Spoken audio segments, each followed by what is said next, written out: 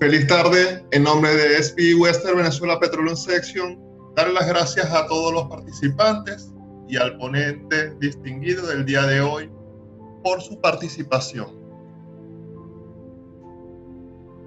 Permítame presentarles al ponente distinguido del día de hoy. El ingeniero de petróleo José Luis Ferrer, graduado en la Universidad del Zulia, posee más de 17 años de experiencia, así como una maestría en Ingeniería de Petróleo y Gas, título obtenido en el año 2009 en la Universidad Robert Gordon de la ciudad de Aberdeen, Escocia, Reino Unido. Con una trayectoria de más de 15 años en Petróleos de Venezuela, inicia su actividad profesional como ingeniero de desarrollo de yacimiento,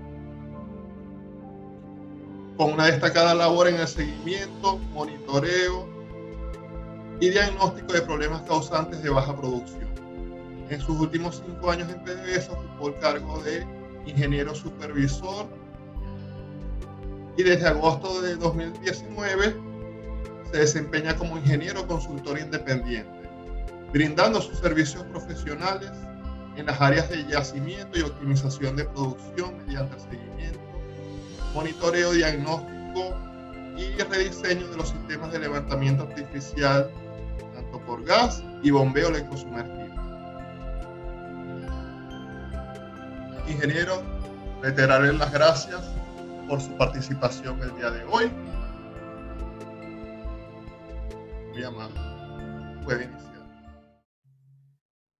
Bien, buenas tardes a todos los presentes. En primer lugar, agradeciendo la asistencia a todos los que están conectados el día de hoy y a la Sociedad de Ingenieros Petroleros Seccional Occidente por permitirnos su espacio para que la tarde de hoy estemos acá conectados y conversemos un poco sobre el tema pautado.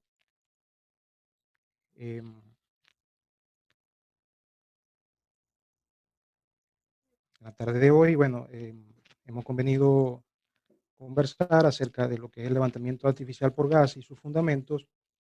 Permítanme por acá compartir con ustedes.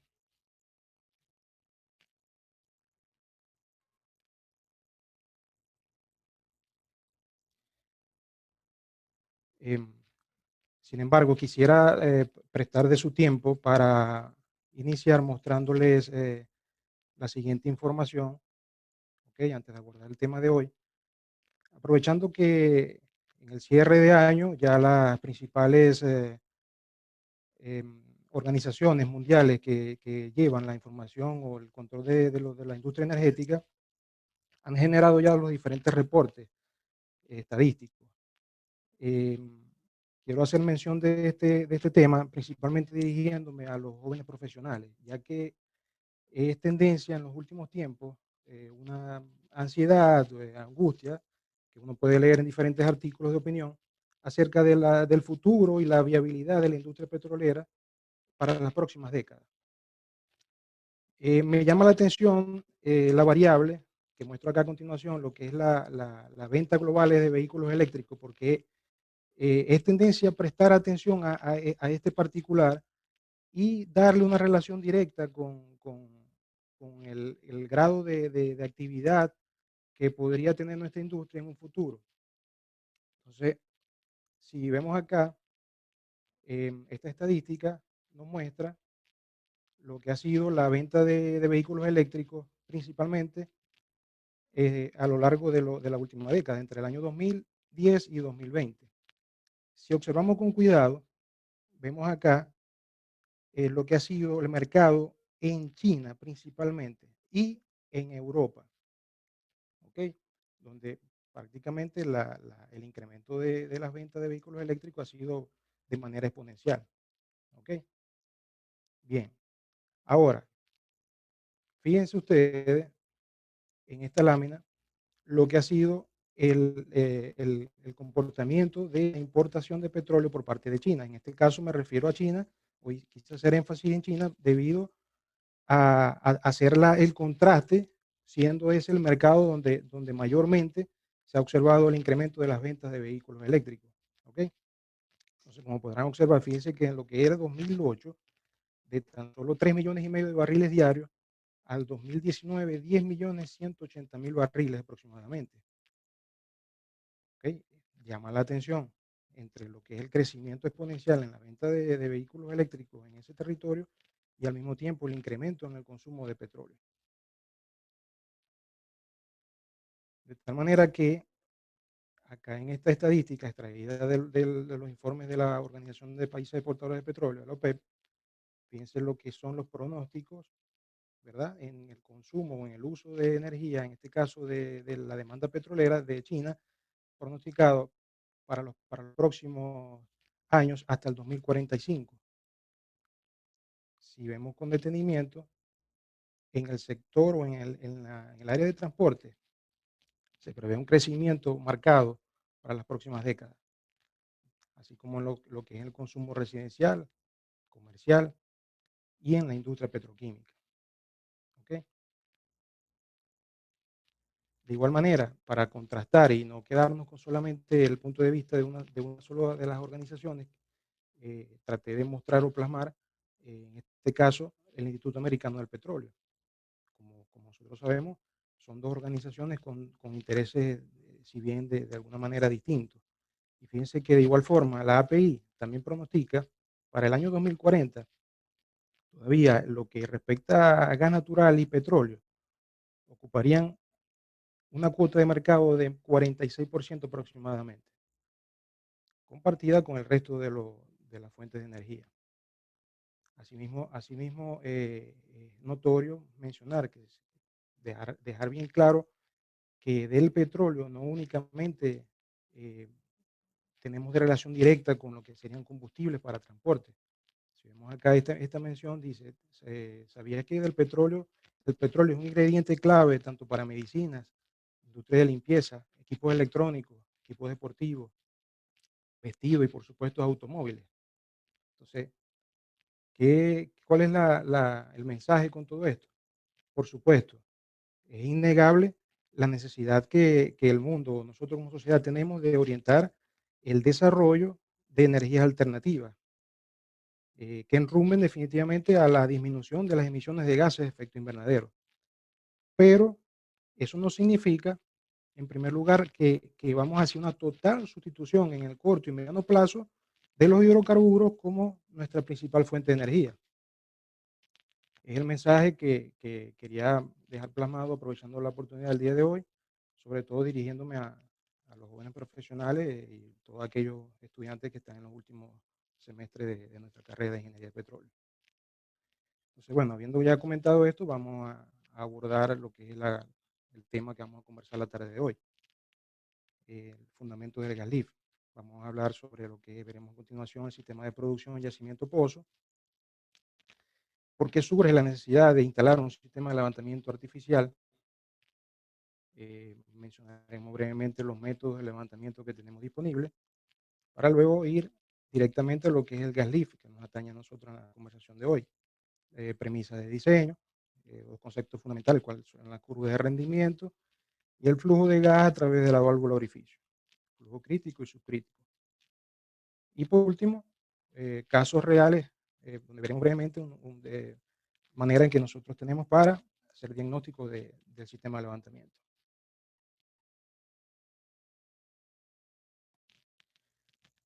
Acá observamos en esta ilustración lo que corresponde al sistema de producción.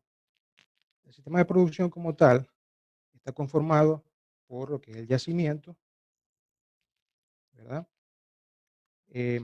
La línea de flujo ascendiendo la tubería de producción, donde asciende el fluido, ¿verdad?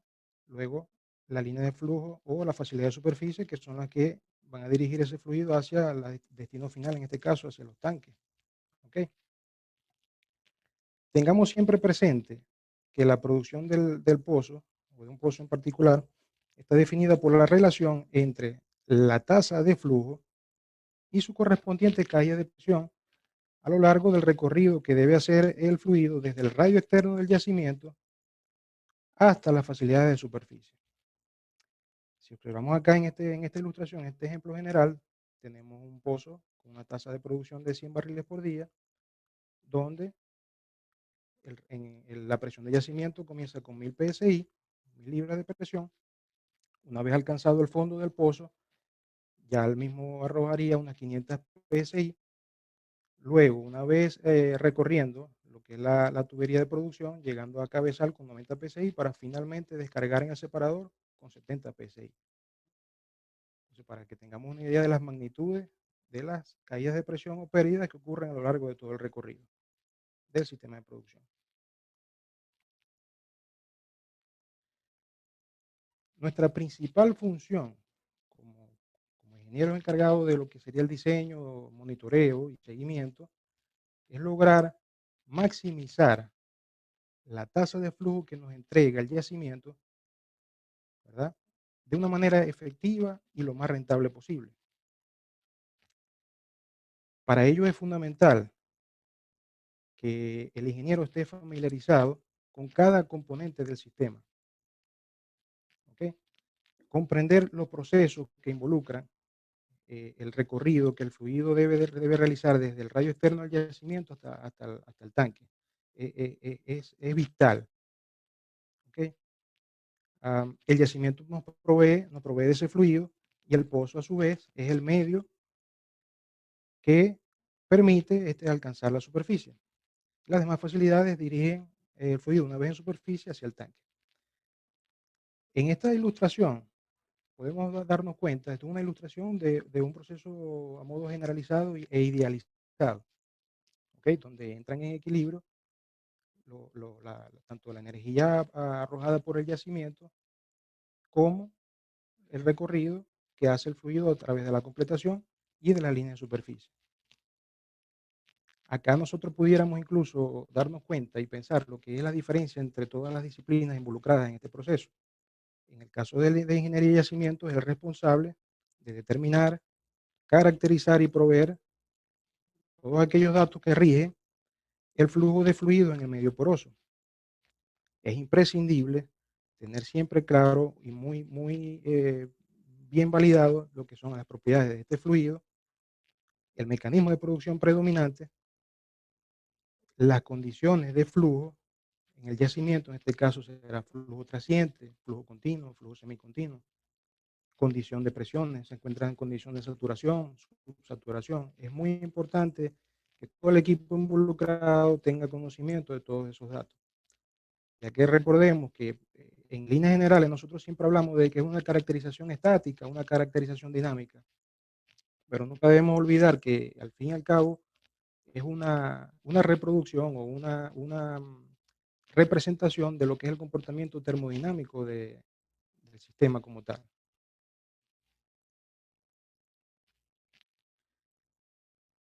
Bien, una de las técnicas o la técnica principal que nosotros contamos como herramienta es el análisis nodal, que nos permite analizar cada una de esas variables que ya les he mencionado.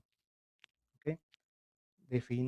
Podemos definir la capacidad de entrega del yacimiento representada en la curva de oferta, en este caso, o IPR por sus siglas en inglés, y las variables inherentes a la pérdida de energía del fluido en su recorrido hacia la superficie a través de la completación, representado por la curva de demanda, o VLP, por sus siglas en inglés. ¿Okay? Ambas curvas no son otra cosa que la representación del conjunto de puntos solución, ¿verdad? Cuya intersección corresponde con la tasa de equilibrio, estableciendo de esta manera la capacidad de producción del sistema. Sin embargo, ese equilibrio no siempre es posible. De allí surge entonces la necesidad de la instalación de un sistema de levantamiento artificial. Ahora, ¿cuáles son las causas que originan esta necesidad? En primer lugar, debemos mencionar todas aquellas inherentes al yacimiento como tal. En este caso, una disminución del índice de productividad, que se da principalmente por la presencia de daños o posible formación de emulsiones. ¿Okay? En segundo lugar, la disminución de la presión de yacimiento, ligada directamente a los mecanismos de producción predominantes, así como también a la política de extracción que hayamos aplicado en el campo. Eso va a llevar de manera bien sea acelerada o de una manera controlada, lo que es la disminución de la presión de yacimiento o la energía del yacimiento, reflejándose en nuestro análisis en este cambio en lo que es la curva de IPR o curva de oferta. Ahora, la tercera razón, dentro de líneas generalizándola, porque las variables pueden ser, por supuesto que varias, pero englobándolas en estas tres, la tercera razón ya atañe a lo que sería el medio de completación, la tubería de completación, todo lo que sucede allí, ¿correcto? En este caso, un incremento en el corte de agua, un incremento en la producción de agua nos va a hacer una columna más pesada dentro de la tubería, arrojándonos en nuestro análisis un incremento en lo que sería la curva de demanda, disminuyendo de esta manera nuestra tasa de producción. Cualquier otro acontecimiento, cualquier otro evento en líneas de superficie, tanto a nivel de cabezal también, puede generar un incremento en la presión de cabezal, en la PWH, lo cual también nos va a reflejar una disminución de la tasa de producción. Entonces, ya en este punto hemos mencionado las causas que originan la disminución de producción y por ende la necesidad de la instalación de un sistema de levantamiento artificial. Ahora bien, estos métodos en general podríamos englobarlos en dos grandes clasificaciones. Una de ellas, por supuesto, lo que es el levantamiento por gas, el gas lift, y el otro, el uso de bombas. Caso más conocido, bombas electrosumergibles, bombas de carga progresiva, entre otras. Veamos a continuación la definición de cada uno. Por ejemplo, en el caso de las bombas, su principio de operación consiste en impulsar, y debemos prestar debida atención a este término, impulsar los fluidos mediante la rotación, en el caso de las veces, la rotación de los impellers, y en el caso de las PCP, los tornillos helicoidales. Esto a su vez mediante, como consecuencia del trabajo generado a través de un motor eléctrico. Es importante observar acá el hecho de que las bombas recibe el fluido a una presión de entrada, ¿ok? La energía generada, como lo hemos mencionado, del trabajo por ese motor eléctrico impulsa el fluido de tal forma que le genera una presión o le añade una energía representada en la presión de descarga. Esto es el efecto o la consecuencia que nosotros buscamos para corresponder a esa disminución o a ese delta P, esa diferencia entre la presión de yacimiento y la presión de fondo fluyente, en este caso, dado un pozo donde no sea capaz de llevarnos el fluido hasta la superficie. Ese delta P se lo generamos a través de energizando el fluido con el uso de la bomba, que nos permita alcanzar la superficie con el mismo. Ahora bien, en el caso del gas lift, que es el concepto que vamos a tratar el día de hoy, su principio consiste en reducir la densidad de la columna, en este caso el gradiente de fluido, mediante la inyección de gas a alta presión, ¿ok? De tal manera que nosotros logramos disminuir esa presión de fondo es a través del aligeramiento de la columna de fluido. Es importante acá que nosotros tengamos presente, y es parte de lo que quiero, el mensaje que quiero que se lleven hoy, que no solamente es aparte de la representación o el uso o los resultados que nosotros obtenemos a través de la técnica de análisis nodal, donde es importante conocer y lograr definir lo que es la curva de oferta y demanda. En el caso de Galif es muy importante la construcción o la obtención de estos gradientes, de esta curva de gradientes. Para ello es imprescindible que el ingeniero conozca todos los conceptos y los procesos involucrados detrás del mismo para la obtención de estos gradientes, ya que es parte fundamental del diseño y diagnóstico y monitoreo posterior de los sistemas de levantamiento por gas. De tal manera que en lo que respecta al diseño, que es el primer gran concepto que tenemos para el día de hoy, el diseño del sistema de levantamiento por gas parte de la premisa de encontrarse el pozo lleno de fluido. Cuando nosotros hablamos de diseño, siempre el primer punto es asumiendo que vamos a encontrar nuestro pozo totalmente lleno, un pozo nuevo, pozo recién completado, o a su vez en el escenario donde el pozo acaba de ser culminado un proceso de workover, una actividad de workover, recondicionamiento. En primer lugar, por eso les mencioné en la lámina anterior la importancia de conocer el manejo o la obtención de los gradientes de fluido, ya que en este caso lo primero que debemos hacer es definir nuestro gradiente objetivo, en este caso de tubería, y tener, a través de conociendo la presión disponible del sistema de inyección, conocemos lo que sería el gradiente la curva de gradiente de anular de gas, el casing. Es importante dándonos cuenta de que todo buen diseño debe corresponder con estas tres premisas fundamentales. En primer lugar, un buen diseño debe asegurar el arranque del pozo, es decir, que nosotros tengamos total certeza acerca de nuestra presión disponible, que va a ser a su vez la presión o PKO, presión de arranque que vamos a utilizar para nuestro diseño. Esa presión disponible o este sistema con el cual contemos en campo debe ser asegurarnos y nuestro diseño descargar el pozo en la figura del espaciamiento que nosotros determinemos. De igual manera, como segunda premisa, una vez descargado, nuestro diseño debe ser capaz de garantizar que nuestras válvulas se mantengan cerradas. Ahí entra el concepto de lo que es calibración, o lo que nosotros determinemos como calibración de esas válvulas. Y como un tercer punto muy importante es que debe ser capaz de operar por el punto más profundo, de una manera estable. Y ya más adelante veremos por qué hago mucho énfasis en este apartado, estable.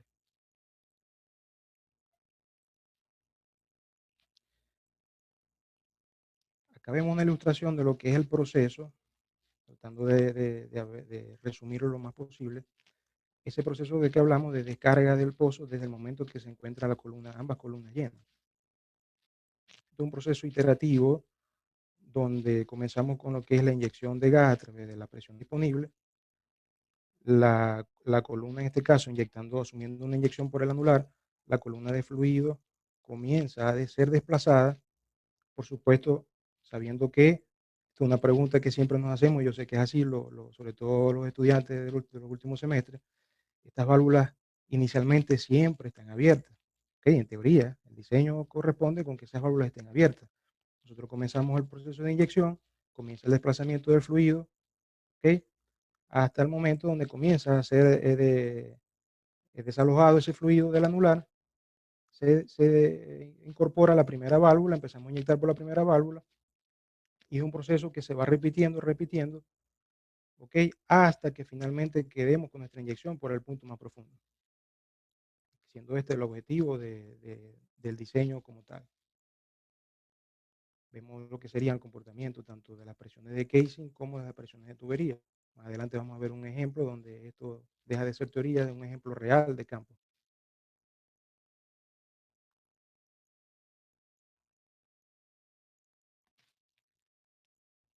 En lo que corresponde como punto fundamental dentro de lo que es el diseño del sistema de levantamiento, está lo que es la definición y la obtención de la tasa óptima de inyección. Esto se logra a través de un proceso iterativo de cálculo, partiendo de la tasa de producción estimada, considerando los volúmenes y presiones disponibles en el sistema de distribución, como ya lo mencionamos. La optimización de esta variable y otras variables son partes fundamentales inherentes al día a día de lo que es el seguimiento y monitoreo del sistema de levantamiento de los pozos. Un excesivo volumen de inyección representa no solo un gasto de recursos, sino también contraproducente, ya que como pueden observar acá, una vez alcanzado el punto más óptimo, que en este caso la tasa óptima de inyección, que nos representa en el caudal máximo posible, luego, si nos excedemos de ese punto, vamos a obtener más bien un efecto contraproducente, teniendo una disminución de la presión debido al incremento de las pérdidas por fricción, en este caso. Ahora, ¿será únicamente una vez nosotros diseñemos, tenemos las calibraciones, nuestro espaciamiento determinado, será suficiente con conocer cuánto es mi gas necesario para inyectar? Allí entra en relación con la palabra que le di énfasis en las premisas anteriores, donde les mencioné que debe ser una inyección estable. Y esto lo representa lo que es el concepto de el flujo de gas a través de la válvula de orificio. El flujo de gas a través de la válvula de orificio, de la válvula operativa, es regido por los mismos principios del flujo de gas en los reductores y depende a su vez de factores donde debemos conocer la densidad del gas, volumen de gas que estamos aplicando y por supuesto el diámetro de ese orificio, representando lo que sería el área de influencia. Y muy importante, las relaciones entre las presiones aguas abajo, en este caso las presiones de tubería, en el caso de inyección por anular, y las presiones aguas arriba, las presiones de casing. La condición de flujo crítico, una vez alcanzada, de esta manera nosotros podemos garantizar que esa cantidad de gas que estamos inyectando en teoría por el orificio sea independiente de las fluctuaciones de la presión de tubería. La gráfica es muy útil e importante. No es otra cosa que, acá en el eje de la Y tenemos lo que sería el flujo de gas o la tasa de inyección de gas diseñada, y acá vemos lo que serían las presiones de tubería, las presiones de aguas abajo. Esta línea se representa el conjunto de puntos de solución entre la relación de presión de tubería dividido por la presión de casing. Para alcanzar el flujo crítico, es decir, a partir de este punto hacia la izquierda, la relación debe corresponder con que debe ser menor o igual a 0.55. ¿Cuál es el sentido físico? ¿Qué nos expresa a nosotros esta gráfica? Sencillamente, mientras nosotros estemos ubicados, nuestro diseño si queda ubicado en esta región, como pueden ver, al haber cualquier fluctuación en las presiones de tubería, va a incidir directamente con la tasa de gas que estamos inyectando, lo cual no es deseable. Otra cosa, nosotros tenemos control, en cierta manera, de manera más práctica, sobre la presión de casing. Nosotros podemos abrir, cerrar, aumentar, disminuir la inyección de gas.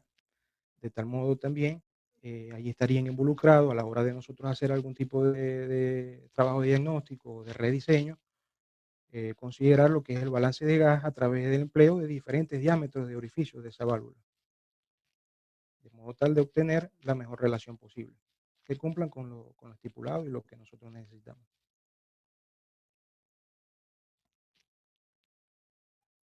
De tal manera que llegamos de esta forma a lo que sería el diagnóstico. En lo que corresponde al diagnóstico, es muy importante, es imprescindible tener siempre presente la física que controla este proceso, de tal manera que nos ayude a disminuir la incertidumbre o complejidad dentro del proceso. Validar cada dato de entrada. En este caso, nosotros monitoreamos diariamente lo que serían presiones de casing, presiones de inyección, perdón, presiones de tubería, THP. Debemos conocer las propiedades de los fluidos, el corte de agua que estamos manejando en ese pozo, relación gas-petróleo y el volumen de gas inyectado. Son las variables que debemos tener siempre a mano, siempre validadas y en común conocimiento, ¿verdad? Con todas ellas en juego, plantearnos el objetivo de estimar, en primer lugar, en qué punto estamos inyectando. ¿Realmente estamos inyectando por el punto más profundo? ¿Estamos inyectando el volumen de gas necesario, el correcto? Esas son las premisas que debemos tener presentes a la hora del monitoreo y diagnóstico de nuestro sistema. Dicho esto, las herramientas con las que contamos, herramientas que la ingeniería de producción cuenta para ese trabajo diario, son, por supuesto, los cálculos que nosotros podemos realizar conociendo y teniendo validados todas esas variables que ya les mencioné. De igual forma, los registros dinámicos de presión y temperatura, así como el empleo de los discos y registros de presiones manométricas. Son herramientas fundamentales e imprescindibles para nuestro trabajo diario de seguimiento y monitoreo de los sistemas de levantamiento artificial por gas. En esta ilustración vemos lo que es el caso ideal, una vez ya el pozo descargado en operación plena, caso ideal de inyección por el punto más profundo y el resto de las válvulas de descarga cerradas.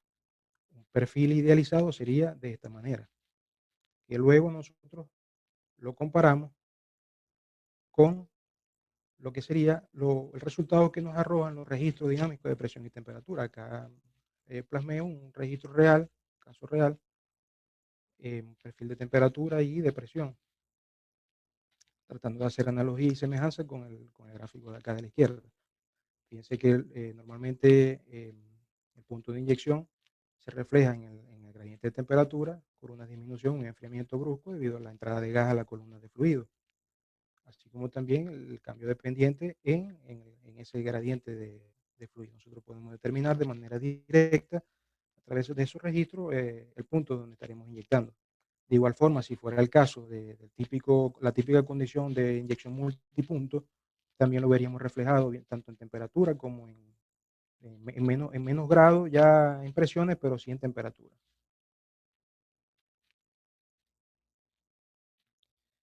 Y bueno, y por supuesto, la tercera herramienta que les mencioné, que es de gran utilidad, lo que son los registros manométricos de presiones.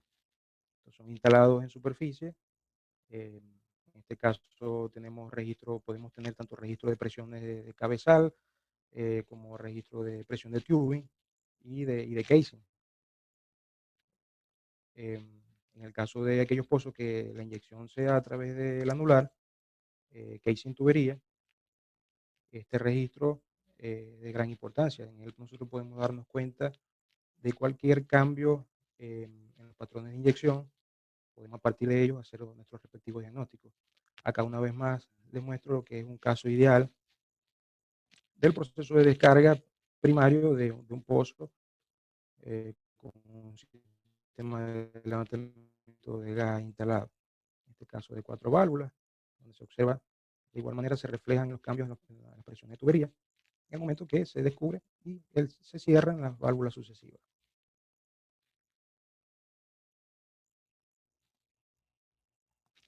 Como les había comentado inicialmente, este es un caso real de un pozo donde nos mostró el proceso de descarga del mismo. Era un pozo completado con 2 válvulas de descarga y que finalmente quedó inyectando por orificio, solo que el tiempo que le dimos a la prueba no fue suficiente para ver ese paso de inyección al punto más profundo o a la válvula operativa. Fíjense que en este caso, prácticamente como uno dice del libro, la respuesta tanto en tubing como en casing.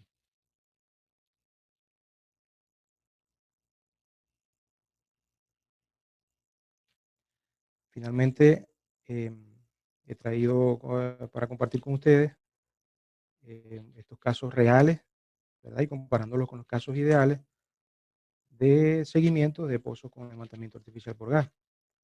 El caso más general o el que desearíamos que nuestros pozos, de manera en que nuestros pozos se comportaran diariamente, es este, donde nosotros observaríamos un CHP completamente estable, operando según la presión de diseño. ¿A qué me refiero con presión de diseño? Una vez que nosotros diseñamos los patrones de descarga, las calibraciones, una vez quede el pozo operando por su punto de inyección más profundo, y ahí establecemos a qué presión debería operar nuestro pozo a nivel de anular. De igual manera, el THP estable con un gráfico uniforme.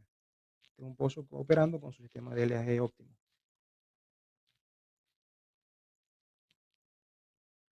Pero, como sabemos muy bien, no, los casos ideales no son siempre. Entonces, acá comencemos a ver lo que sería un pozo con un comportamiento de CHP estable y operando con la presión de diseño, pero un THP totalmente inestable. Allí, en este caso, es importante recordar lo que le mencioné con respecto a lo que es el flujo crítico y subcrítico. Fíjense que un pozo, en este caso, por supuesto, la fluctuación es debido a un alto corte de agua produciendo un proceso de emulsiones. ¿Ok?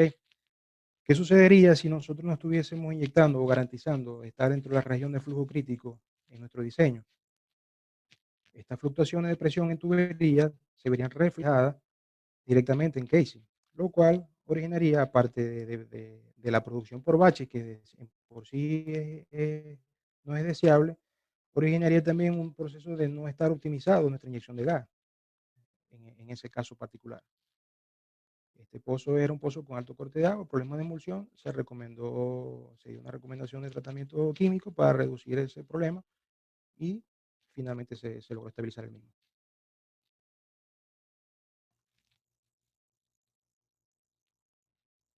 Otro caso muy común, presiones de CHP bajas, mostrando fluctuaciones, ¿ok? Y de igual manera en el THP, en lo que es el THP, en este caso simétricas y muy correspondiendo de tal manera a las presiones de casing. Causa pozos con posible hueco en tubería o alguna válvula desasentada. Son casos típicos y particulares.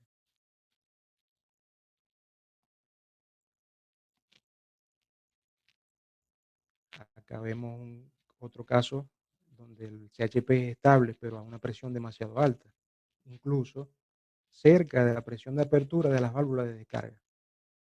¿Okay? Y el THP inestable, la presión de tubería inestable, mostrando ligeras ondulaciones.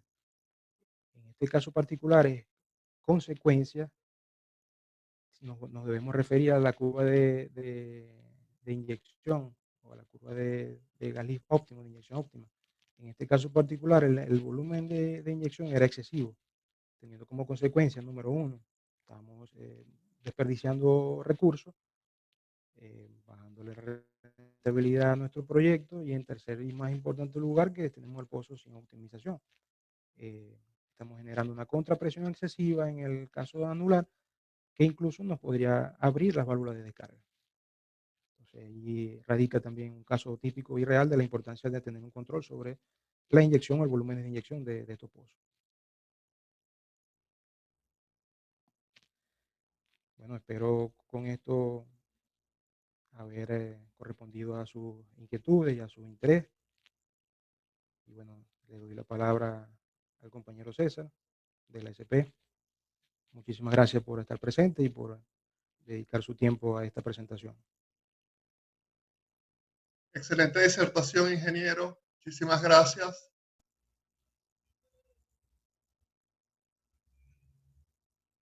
Después de la excelente disertación, seguro nacerán toda una serie de inquietudes, sugerencias y preguntas. Por favor, pueden realizarla por la sección de chat. Mientras las escribe, recordarle que la SP es la red global por excelencia de profesionales de la industria de petróleo y gas, con más de 140.000 miembros repartidos en 144 países.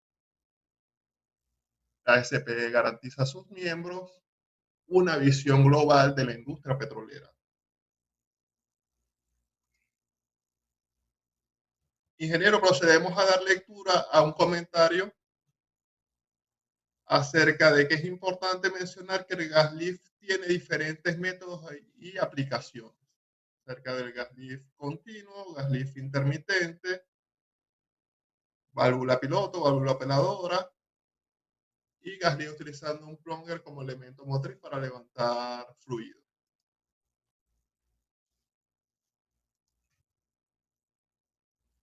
Así es. Realizado por Ramón, no leo el apellido, pero muchas gracias por su comentario. Si tiene algo que agregar. Ok, lo hizo a manera de comentario. Sí, sí, por supuesto. Todo va a depender de las características y las condiciones del pozo en particular. En este caso, sí nos referimos a un pozo en particular. Recuerden que el gas lift, una de las ventajas que tiene es su versatilidad, es decir, puede ser aplicado tanto en pozos con bajo IP, bajo índice de productividad y baja presión de fondo, así como con alta IP y alta presión de fondo. Ahora, en el caso del gas lift continuo y gas lift intermitente, precisamente tenemos que referirnos a esas variables, a esas condiciones.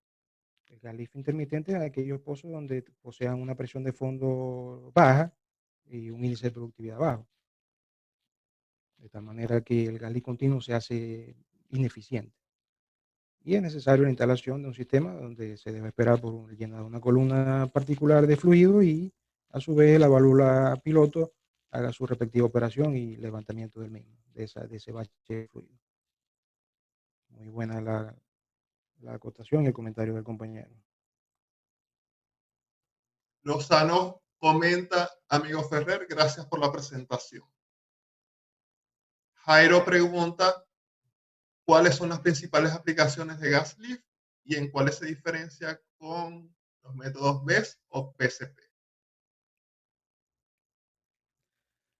Sí, bueno, realmente, bueno, gracias Jairo, saludos. Realmente Decidir o establecer un método en particular va a depender de varios factores. Por supuesto, el factor inherente a pozo, inherente a yacimiento, características particulares, pero hay que considerar los recursos con los que disponemos.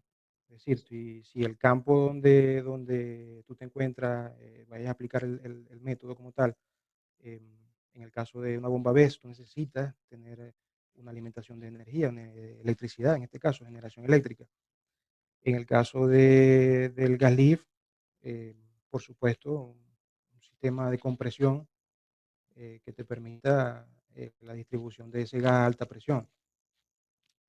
De otra manera, características de producción.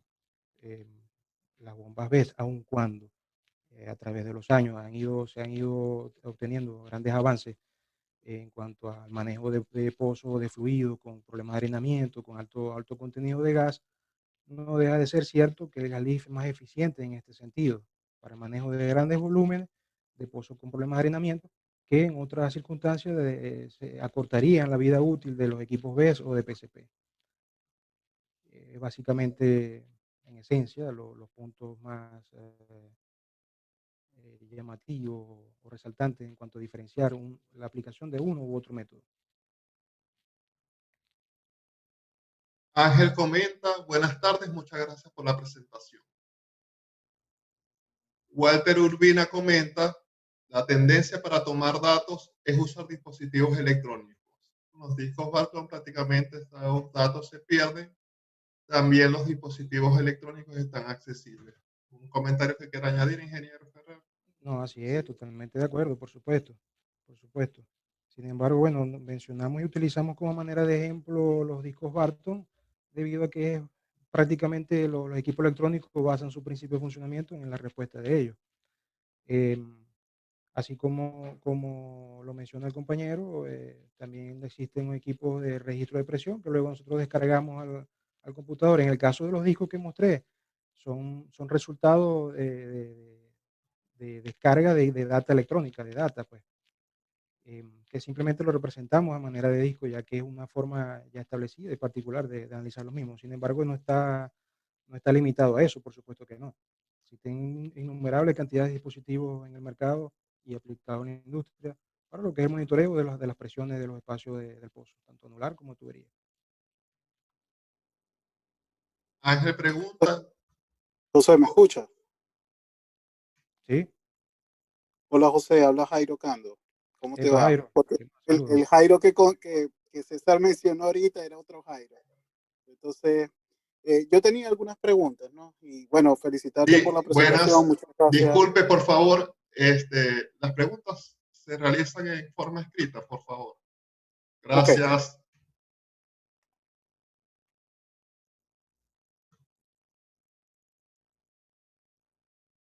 Ujú. Ok. Ángel pregunta, ¿cómo es el proceso que se aplica para que solo la última válvula de levantamiento sea la válvula que opere y no las válvulas que están por encima? Gracias de antemano. Muy bien. Gracias por la pregunta, Ángel. Bueno, por supuesto, es parte de lo que es el diseño. Como ingeniero, nosotros debemos hacer un diseño donde partimos, en primer lugar, establecer una tasa objetivo. Esa tasa objetivo te va a permitir establecer tu gradiente de tubería, valga la redundancia, objetivo como tal, y a partir de la presión de inyección disponible en tu sistema, tú estableces un patrón de diseño donde vas a establecer cuáles son las presiones de apertura y de cierre de cada una de esas válvulas de descarga, de tal modo que te permita garantizar el desplazamiento del fluido, el cual se encuentra en teoría. Recuerden que el diseño original como tal parte del principio donde el pozo se encuentre lleno en ambos espacios, lo cual no es el caso del día a día, si es que tal vez allí es donde está la pregunta. Una vez que tú logres desplazar o descargar tu pozo, en teoría esa presión que te va a quedar operativa en el momento que tú inyectes por esa válvula más profunda, al mismo tiempo debe ser una presión de una magnitud tal que no te abra las válvulas superiores, es decir, las válvulas de descarga. Esas válvulas en teoría deben estar todo el tiempo cerradas. Parte, o es decir, el día a día de nuestro monitoreo está ligado es precisamente a ese diagnóstico. establecer, ¿realmente estoy inyectando por ese punto más profundo o tengo otras válvulas abiertas? Es el uso o es el resultado del análisis de todas estas variables que te arrojan tanto los dispositivos como estamos conversando de presiones, como resultado de una corrida de un registro dinámico de presión y temperatura. Así como también nuestros cálculos empíricos a través de presión de cabezal, volumen de inyección, tú puedes más o menos establecer a qué profundidad tú estás inyectando. Pero en líneas generales, darle respuesta a tu pregunta es ese. Tu diseño debe garantizar de que esas válvulas estén cerradas e inyectando únicamente por el orificio. Pero en el caso ya real, más allá del diseño teórico, cualquier problema, cualquier desviación de ese diseño establecido, tú debes ser capaz de darte cuenta a través de las variables que te arroja el pozo. Espero con eso haber respondido. Pregunta Luis Jiménez, ¿cuáles son las pruebas que se le realizan al fluido de inyección? Fluido de inyección, en este caso el gas, obviamente, el gas. Nosotros debemos conocer la composición de ese gas. Normalmente es un dato conocido en campo a través de análisis cromatográfico. Debemos conocer la gravedad específica de ese gas. Y un gas de inyección ya ha pasado por un proceso donde se ha depurado, donde se han sido extraídos todos sus líquidos. Es decir, es un gas que no te debería, en teoría, generar ningún problema de formación o depositación de líquidos en este caso. Pero en líneas generales es eso, conocer la gravedad específica, conocer la composición de ese gas. Pregunta Lozano, amigo Ferrer, de acuerdo a su experiencia, ¿considera necesario que los pozos que presenten problemas de acumulación de líquidos sean completados con válvulas de gas para evitar este problema? Por último, ¿qué opina del plunger lift?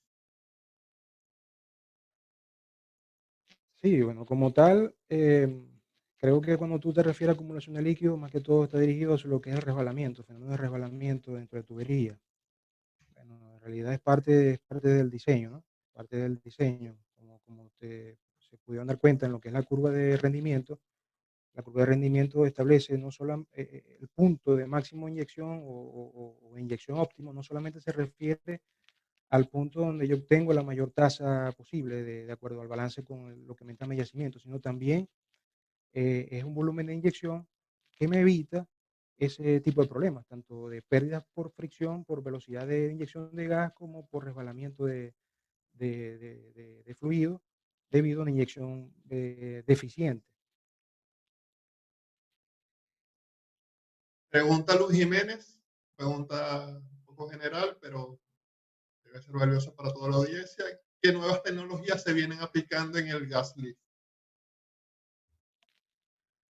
Tecnología de Galí, imagínate, uno lee la literatura y lee las páginas y la industria como tal, las empresas encargadas del desarrollo de las mismas, básicamente, en principio, como lo mencionó uno de los compañeros que no están el día de hoy conectados, lo que refiere al monitoreo, o sea, la automatización.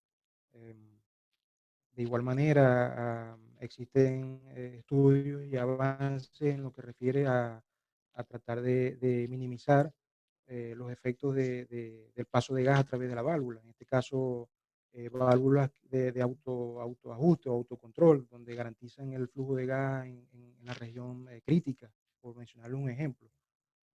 De igual manera, cada vez, bueno, cada vez menos uso válvulas operadas por presión de tubería.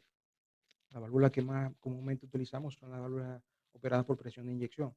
Las válvulas por presión de tubería son más que todo utilizadas en aquellos pozos donde es necesario que ya, por lo menos en Occidente o en Venezuela, es cada vez menor la completación de sartas dobles, por ejemplo, de doble completación o doble sarta, donde principalmente el control lo tenemos a través de la presión que nos entregue tubería. Ángel comenta, gracias, tu respuesta fue satisfactoria. Walter Urbina pregunta, ¿es frecuente tomar niveles de fluido a los pozos de gas lift? Y pregunta también cómo se puede remover el líquido del gas de inyección. Sí, lo que refiere a la remoción de líquido de gas de inyección, yo le sugeriría referirnos a las mejores prácticas, las prácticas, al documento de prácticas recomendadas por la API.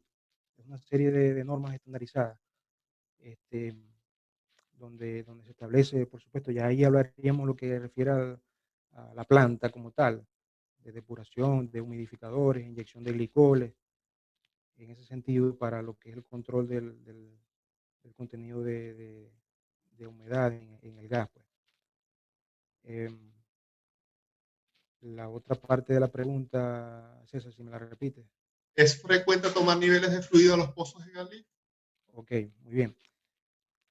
Es una de las aplicaciones de lo que es la medición de la toma de niveles, lo que sería el uso de ondas acústicas para niveles de fluido. Más, sin embargo, no, yo diría, en base a mi experiencia, no me atrevería a asegurarlo al 100% eh, de afirmarlo, pero sí, por supuesto, sí se utiliza para establecer el nivel de fluido, principalmente en los pozos de inyección por anular, establecer el nivel de ese fluido desplazado. Pero no es la norma, no es la práctica común en nuestro caso, y repito, en mi experiencia, debido a que precisamente la inyección del gas como tal es generadora de mucho disturbio de presión, mucho disturbio por sonido, de ruido. Y aun cuando sí es aplicable, no es la más utilizada.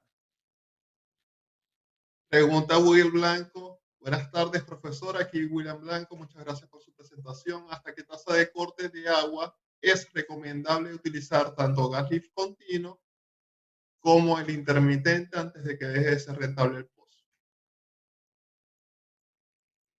No, por supuesto, al hablar de corte de agua, siempre ante cualquier otra variable o ante cualquier otro cálculo está ese límite económico que el campo o el departamento establezca, en primer lugar.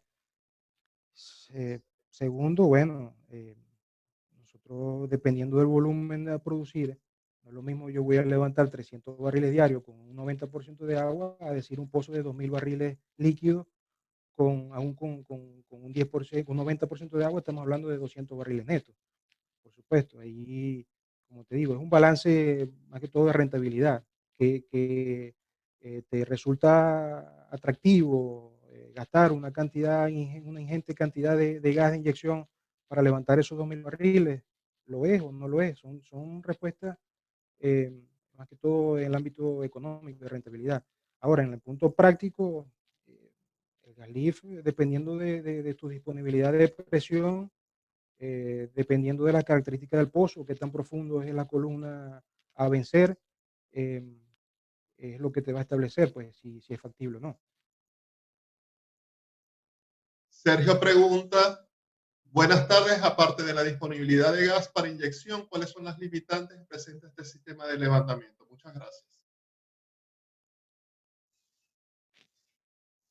No, en esencia, la disponibilidad. Y segundo, tienes que tomar en cuenta la productividad de los pozos y características del fluido.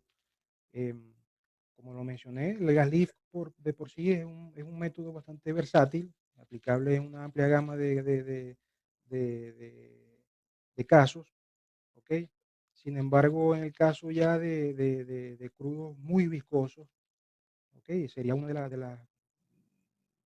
los constraints o de los puntos donde dejaría de ser menos efectivo en caso de fluidos viscosos, crudos más viscosos, donde los efectos de diferencia en movilidad, tanto del gas con ese crudo, va a crear un efecto contraproducente, pues el gas, por supuesto, va a tender a desplazar y vas a tener pérdidas por esa mayor velocidad, pérdidas por fricción, resbalamiento en este caso. Luis Jiménez comenta, muchas gracias por su presentación y por su respuesta. Walter pregunta, ¿hay algún software o hoja de cálculo que sea económico para hacer cálculos de análisis nodal y gas lift? Y si tiene alguna experiencia con inyección de gas a alta temperatura. Cuenta que se ha usado en Morichal. Ya, interesante a alta temperatura. Me imagino que se refiere a mayores a 300 Fahrenheit.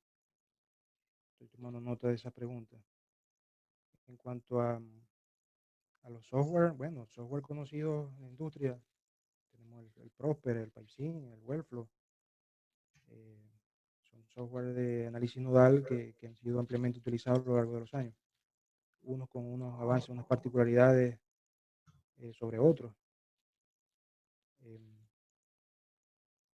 Muy interesante. Ingeniero, muchas gracias por su tiempo.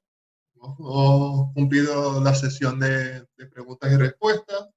Lo dejo para que por favor se despida de la audiencia, no sin antes mencionarles que nos pueden seguir por todas nuestras redes sociales para que estén al tanto de nuestras próximas actividades. We are SP. Muchísimas gracias a todos ustedes. Que tengan una feliz tarde y esperamos vernos pronto. Hasta luego. Gracias a todos los asistentes.